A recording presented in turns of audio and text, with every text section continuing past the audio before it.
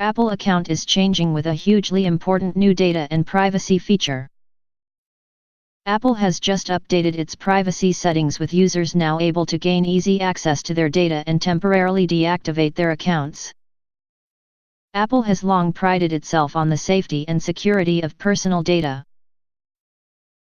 The US technology firm has a strong belief about how it stores and uses people's private information and continues to push the message that everything users do on their devices is kept totally secure. At Apple, we believe privacy is a fundamental human right, a message reads on their recently updated privacy page. Apple's stance is that the most private of data should only be stored on the device customers own and not be available to anyone else, including third parties. Even when using Siri, Apple minimises the data it collects and makes sure that searches made aren't linked to the identity of a user. The same goes for services such as Maps, with Apple never knowing the exact location of where a journey has started or ended. Apple Pay purchases are also kept totally private, meaning the US firm doesn't have access to where or what's been bought, and biometric data such as facial recognition and fingerprints are only ever kept locally on the device. Even iMessages are fully encrypted, with only the sender and end user ever knowing what's been included in the message. Of course, like all companies, Apple does hold some data on its customers, but the firm is making sure it's more transparent on what information it has stored.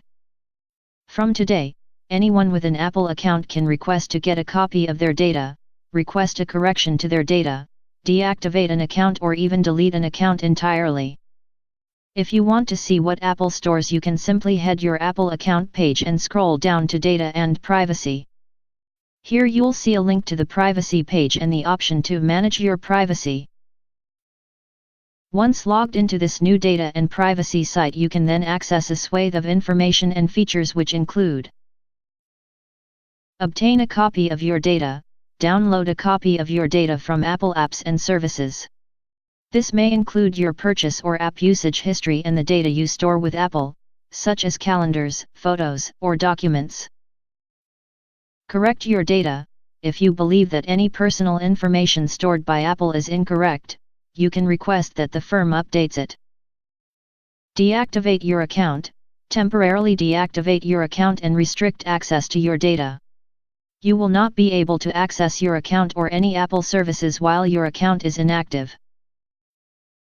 Delete your account. Permanently delete your account and associated data from all Apple services.